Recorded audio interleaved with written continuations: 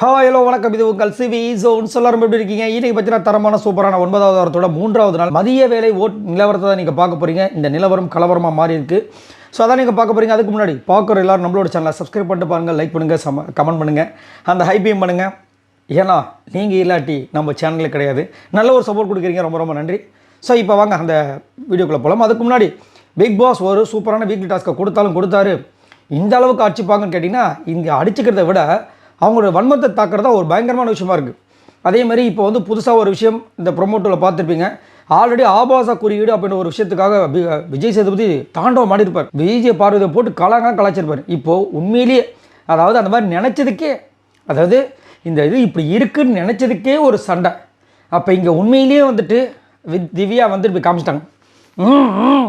என்னம்மா நம்பியார் மாதிரி மூஞ்சை காமிக்கிறீங்க அப்படின்னா, என்னடா இது அப்படி நம்ம இருந்துச்சு. ஸோ இதை வந்து கண்டிப்பாக விஜய் சேதுபதி கேட்டார்னா அவர் நியாயஸ்தார் அப்படின்றது நம்மளுக்கும் தெரிய வரும். அவர் நியாயஸ்தமாக தான் பண்ணிகிட்ருக்கார். இது சமீப காலமாக பார்க்கலாம் என்ன நடக்குதுன்னு. ஸோ அதை பற்றி உங்களோட கருத்துக்களை சொல்லுங்கள். அதேமாதிரி திவ்யா இருந்தாலும் சரி, யாராக இருந்தாலும் கமலுக்குள்ள சண்டை போடும்போது வந்து விஜய் பருதி இழுத்துக்கிட்டே இருக்காங்க. அதை காலையில் பிரஜனா இருந்தாலும் சரி, திவ்யா இருந்தாலும் சரி, இதை பேசுகிறத நீங்கள் நோட் பண்ணிங்களான்றதை சொல்லுங்கள்.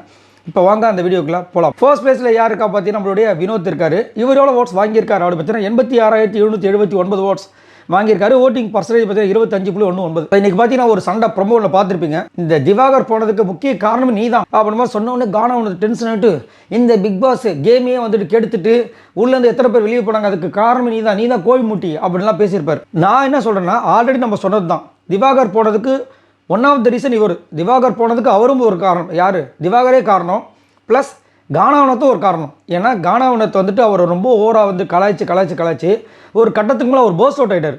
அது பர்ஸ்ட் அவுட் ஆனதுனால அவர் நிறைய வார்த்தைகள் விட்டார். அது வந்து வெளியில் வந்து பயங்கரமான ஒரு நெகட்டிவாக போச்சு. கடைசியில் போயிட்டார். சரிங்களா? அது மட்டும் இல்லாமல் கானாவனத்தை வந்து பார்த்திங்கன்னா நேற்று வந்து ஒரு மிகப்பெரிய ஒரு பழியை அவர் மேலே போட்டிருக்காங்க. என்னென்னா அவர் வந்து வாலண்டியராக வந்து காலை மிதிச்சார் அப்படின்ட்டு. பட் அவரை வந்து திவ்யாவும் மிதிச்சிருக்காங்க. ஸோ அது வந்து நம்மளுக்கு கிளியர் கட்டாக அந்த லைவ் பார்த்த எல்லாருக்குமே தெரியும். ஸோ இதுவும் வந்து கண்டிப்பாக விவாதிக்கப்படும். அது எங்கே போய் முடிய போய் தெரியல. அதனால தான் லைவே கட் பண்ணாங்கன்ற மாதிரிலாம் ஒரு சில பொருள்களும் போயிட்டுருக்கு. அதை பற்றி உங்களோட கருத்தில் சொல்லுங்கள். ரெண்டாவது பிளேஸ் பற்றி நான் விஜய் பார்வதி இருக்காங்க. இவங்க எவ்வளோ ஓட்ஸ் வாங்கியிருக்காங்க அப்படி பார்த்தீங்கன்னா 51,637 ஓட்ஸ் வாங்கியிருக்காங்க. ஓட்டிங் பர்சன்டேஜ் பார்த்தீங்கன்னா 14.99. இப்போ எல்லாரோட கருத்து, முக்கியமாக விஜய் பார்வதியோட ரசிகர்களோட கருத்து என்னவாக இருக்குன்னா, Vijay Parvathi from day one வந்து இது வரைக்கும் பார்த்தீங்கன்னா அவங்க எவ்வளோ விஷயங்கள் பண்ணுறாங்க. பாராட்டுகள் வருது, திட்டுகள் வருது, நடிக்கிறாங்க, அதுக்கப்புறம் சண்டை போடுறாங்க, அழுகுறாங்க, காமெடி பண்ணுறாங்க, எல்லாத்தையும் பண்ணுறாங்க. அவங்களுக்கு 51,000 ஓட்டு தான் வந்திருக்கு. மேலே இருக்கிற கானாவனத்தை அப்படி என்ன பண்ணார், அவருக்கு 86,000 ஓட்டுன்னு சொல்லிட்டு அவங்களா இருந்தாலும் சரி, இந்த ப்ரொமோ வந்துச்சு பாருங்களேன், அதுக்கு கீழே நிறைய பேர் கமெண்ட்ஸ் போட்டிருக்காங்க. ஸோ அதுக்கு உங்களுக்கு என்ன தோணுதுன்றதை முதல் சொல்லுங்கள். அது மட்டும் இல்லாமல் விஜய் பார்வதி இன்றைக்கி பார்த்தீங்கன்னா அந்த திவ்யாவோட அந்த ப்ரொமோட்டில் பார்த்தீங்கன்னா திவ்யா, அதாவது இவங்க வந்துட்டு கமருதுன்னு வளர்க்குறாங்க, அங்கேயும் சொல்கிறாங்க. அவ்வளோதான் அவங்களால சொல்ல முடியும். இது ஒன்றே வந்துட்டு இதை மாதிரி யாராவது ஒருத்தங்க பேசியிருந்தாங்கன்னா நீ சும்மா இருப்பியா, இங்கே வந்து அப்படி இழுத்துட்டு போகிற, உள்ளே போயிட்டு ன்றாங்க. நான் என்ன கேட்குறேன், உங்களுக்கு ஏன் அவ்வளோ வன்மம்னு கேட்குறேன். இதில் வேறு வந்துட்டு இவர் வேறு யார், நம்ம பிரஜன் வேறு நைட்டு வந்துட்டு அவங்க மேலே அவ்வளோ இதுவாக வந்துட்டு என்ன சொல்கிறாங்க, அந்த கை வச்சது வந்து தவறாக வந்து இருக்குது, சும்மா அப்படி தொட்டதுக்கு. ஐயோ என்னப்பா இது அப்படின்ற மாதிரி இருக்குது. அப்போ தொட்டு பேசக்கூடாதா? பிக் பாஸ் கேமில் தானே இருக்கீங்க. வந்து ஒரு விஷயம் சொன்னவொடனே இதை தான் முன்னாடி செஞ்சார், நடுவில் சைலண்ட்டாக இருந்தார், அப்படின்னு நல்ல ஒரு மாதிரி நடிச்சிட்டு இருந்தார். இப்போ வந்து எதனா ட்ரிகர் பண்ணுறதுக்கு எதுக்கு அவங்களோட எமோஷனோட அவங்களோட கேரக்டரோட விளாட்றீங்கன்னு தான் தெரியல. ஒன்றும் சொல்கிறதுக்கு இல்லை. அதே மாதிரி நேற்றும் பார்த்தீங்கன்னா அவங்க ஜட்ஜ்மெண்ட்டால் இருந்ததுனால தான் அவங்களுடைய டீமுக்கு வந்து ஒரு பாயிண்ட் கிடச்சிது, அப்போ இனிச்சுது. அதே இன்னொரு இடத்துல வந்துட்டு அவங்க வந்து ஒரு பாயிண்ட்டுக்காக கஷ்டப்படுறாங்க. அவங்க சொன்னது தப்பு தான், கொஞ்சம் அவசரப்பட்டு சொல்லிட்டாங்க. அதுக்கு யாராவது ஸ்டாண்ட் பண்ணுவாங்க பார்த்தீங்கன்னா யாருமே ஸ்டாண்ட் பண்ணல. அவங்களுக்கு ஆப்போசிட்டாக யாருமே ஸ்டாண்ட் பண்ணுறாங்க. என்னத்தை சொல்ல. மூணாவது பிளேஸ் பற்றி நான் திவ்யா இருக்காங்க. இவங்க எவ்வளோ ஓட்ஸ் வாங்கியிருக்காங்க அப்படி பார்த்தீங்கன்னா 34,918 ஓட்ஸ் வாங்கியிருக்காங்க. ஓட்டிங் பர்சன்டேஜ் பார்த்தீங்கன்னா 10.13. நல்லா நோட் பண்ணிக்கோங்க. கூடி சக்கத்தை திவ்யாவும் வந்துட்டு இன்னும் 2-3 வாரத்தில் அனுப்பினாலும் வாய்ப்பு எக்கச்சக்கமாக இருக்குது. இந்த ஷாக்கிங் எவிக்ஷன்லாம் நடக்கல அந்த மாதிரி. ஏன்னா திவ்யாவோட விஷயங்கள் ரொம்ப மோசமாக போயிட்டுருக்கு, எல்லை மீறி போயிட்டுருக்கு. அதுவும் நேற்று வந்து விஜய் பார்வதி வந்து இந்த கண்ணை கட்டுறதுக்கு போகிறாங்க, இப்படி அப்படின்றாங்க. என்னம்மா இதோ அப்போ ஏதோ பிரச்சனையா நம்மது இப்படின்றாங்க. ஏன்னா ஒன்றுமே புரியல. காலையிலேருந்து கமருதுன்னு கூட அவங்க சண்டை போட்டுட்டு இருக்காங்க. நீ இந்த இப்படி பண்ணுவியா, நீ இதே இப்படி பண்ணியிருப்பியா, அந்த மாதிரி பண்ணியிருப்பியான்றாங்க. நான் என்ன கேட்குறேன், ஏம்மா திவ்யா, இந்த வீட்டுக்குள்ளே இவ்வளோ பேர் இருக்காங்களா, உங்கள் கண்ணுக்கும் கனி கண்ணுக்கும் பிரஜன் கண்ணுக்கும் விக்ரம் கண்ணுக்கும் இவங்க மட்டும்தான் தெரியுவாங்களா, வேறு யாருமே தெரிய மாட்டாங்களான்ற மாதிரி இருந்துச்சு. உங்களுக்கு திவ்யா பற்றி என்ன நினைக்கிறீங்கிறத சொல்லுங்கள். 4வது பேசுறது நான் விக்ரம் இருக்கார். இவர் எவ்வளோ ஓட்ஸ் வாங்கியிருக்காரு அவரை பற்றி நான் 30,772 ஓட்ஸ் வாங்கியிருக்காரு. ஓட்டிங் பர்சன்டேஜ் பற்றி 8.93. நல்லா ஏற்றி விட்றாரு சூப்பராக. சுபிக்ஷா கிட்ட சொல்கிறாரு, ஹேய் இதான் உனக்கு ஒரு சான்ஸு, ஏதாவது ஒரு சம்பவத்தை பண்ணி ஜெயிலுக்கு போ, ஜெயிலுக்கு போகிறதா கவலைப்படாத. எப்படி ஏன் நீங்கள் செஞ்சுட்டு போகலாம்ல உள்ள, நான் எப்படி போக முடியும், எனக்கு வந்து எப்பயுமே கொஞ்சம் கம்ஃபர்டபுளாக இருக்கணும். பெரிய அந்த பொண்ணு ஏற்றி வரீங்க, அந்த பொண்ணு வந்து நல்லா சாதிக்க வேண்டிய பொண்ணு, நீங்கள் சாதிக்கலாமல் எனக்கு சாதிக்க வேண்டிய அவசியம் கிடையாது, ஒன்றும் சொல்கிறதுக்கு இல்லை. அதே மாதிரி பிரச்சனை வந்து பேசி பேசி மண்டையை கழுவி, அதே மாதிரி நீங்கள் கபுள் கேம் விளாட்றீங்க, ஒரே கேம் விளாட்றீங்கன்னு சொல்லி கடைசியில் அவர் சொல்கிற பிளான் வந்து இவர் கேட்குற நிலைமை கேட்டார் பிரஜன். இப்போ வந்து சாண்ட்ராக்கு ஆப்போசிட்டாக விக்ரம், அமித், பிரஜன் எல்லோரும் சேர்ந்து ஒரு பிளானை போட்டிருக்காங்க. இதில் வேறு வந்து விக்ரம் ரொம்ப ஸ்மார்ட்டு அவருக்கு நினப்பு. பிக் பாஸ் ஒரு ஃபார்மெட்டை கொடுத்துருக்காரு, இவர் அந்த ஃபார்மெட்டையும் மாற்றுறதுக்கு ஒரு பிளானை போடுறாரு. அவர் அமித் சொல்லிட்டார், இல்லை மாற்றிருந்தாங்க பிக் பாஸ் வந்து பேயாட்டம் ஆடி இருப்பார். 5வது பேஸ் பார்த்தீங்கன்னா கமருதன் இருக்கார். இவரால் ஓட்ஸ் வாங்கியிருக்காரு. அப்படி பார்த்தீங்கன்னா 28,696 ஓட்ஸ் வாங்கியிருக்காரு. ஓட்டிங் பர்சன்டேஜ் பார்த்தீங்கன்னா 8.33.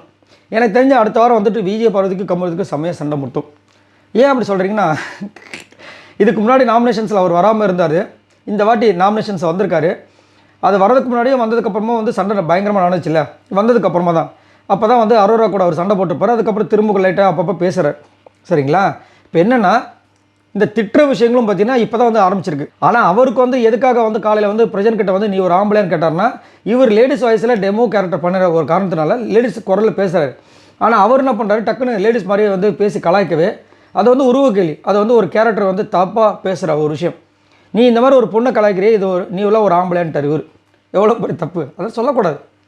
அதை சொல்ல அவர் வந்துட்டு கிட்ட வாரம் காமிக்கிறேன்ட்டார். ஸோ நிறைய வேர்ட்ஸில் எக்ஸ்சேஞ்ச் ஆகிடுச்சு. ஆனால் அதுக்கப்புறம் வந்துட்டு நீ எதுக்கு வந்து விஜய் படத்துக்காக சப்போர்ட்டுக்கு நிற்கிறேன்ற மாதிரி பிரச்சனை வந்து தனியாக கூப்பிட்டு பேசவும் செய்கிறார். ஸோ இதெல்லாம் ஒரு மைண்டுக்குள்ளே போகும். ஆஹா, இந்த பொண்ணு கூட இருக்கும்போது இவ்வளோ பிரச்சனை வந்திருக்கு, அப்போ அடுத்த வாரம் நம்ம சண்டையை போட்டு திரும்ப அரோரா கிட்டே போயிடலான்னு நினைக்கிறாருன்னு தெரியல. பட் இப்போ தான் வெளியே தெரிய ஆரம்பிச்சிருக்காருன்றது என்னோட கருத்து. 6வது பேசுறதுல பிரசன்ட் இருக்கார். இவர் எவ்வளோ ஓட்ஸ் வாங்கியிருக்கார் அப்படி பார்த்தீங்கன்னா 20,468 ஓட்ஸ் வாங்கியிருக்காரு. ஓட்டிங் பர்சன்டேஜ் பார்த்தீங்கன்னா 5.94. அதாவது எல்லாருமே சொன்ன ஒரே ஒரு விஷயம், பிரஜன் கிட்ட தனியாக விளையாடுங்க அவ்வளோதான். ஆனால் உங்கள் ஒய்ஃபை விட்டுட்டு தனியாக போங்க, உங்கள் ஒய்ஃப்க்கு எமோஷன்ஸ்க்கு சப்போர்ட்டுக்கு நிற்காதீங்க, உங்கள் ஒய்ஃபோட மனசை புரிஞ்சிக்காதீங்க அப்படின்னு யாருமே சொல்லலை. ஆனால் இவர் என்ன நினச்சிட்டாருன்னா, மைண்டுக்கு போட்டு குழப்பிக்கிட்டு நேற்றுலேருந்து அந்த பொண்ணு ஒரு 3-4 வாட்டி எழுதிட்டாங்க, ஒரு வாட்டி கூட போய் ஆறுதல் சொல்லவே இல்லை. பரவாயில்ல, என்ன பண்ண பார்த்துக்கலாம், அவன் என்கிட்ட பேச மாட்டாள அப்படின்னு சொல்லி ஈகோ காமிக்கிறாரு. ஸோ ஈகோவில் வந்துட்டு வாழ்ந்ததா கணவனாக இருந்தாலும் சரி, மனைவியாக இருந்தாலும் சரி, சரித்திரமே கிடையாது. ஒருத்தர் விட்டு கொடுத்து போகணும். அதுவும் முக்கியமாக எங்கே தேவையோ அங்கே வந்து சப்போர்ட்டை காமிக்கணும். முன்னாடி தேவையில்லாத இடங்களில் சப்போர்ட் பண்ண இவர் இப்போ முக்கியமான நேரங்களில் சப்போர்ட் பண்ணலாம், ஒரு அழுத நேரங்களில் சப்போர்ட் பண்ணாமல் வந்துட்டு விலகி போகிறதும். இப்போ வந்துட்டு ஒரு விஷயம் நடக்குது, அதை வந்து நீங்கள் என்னை கேட்கல, எனக்காக கேட்கலன்னா உன் விஷயத்தை நீ பார்த்துக்கன்னு சொல்கிறதும் எனக்கு பிடிக்கல. உங்களுக்கு என்ன தோணுதுன்னு சொல்லுங்கள். இதில் வேறு வந்துட்டு விஜய் பார்வதியும் கமுருது இருந்த விஷயங்களை வந்து மசாஜ் அப்படின்ற மாதிரி ஒரு சில வார்த்தைகள் கேவலமாக யூஸ் பண்ணியிருக்காரு.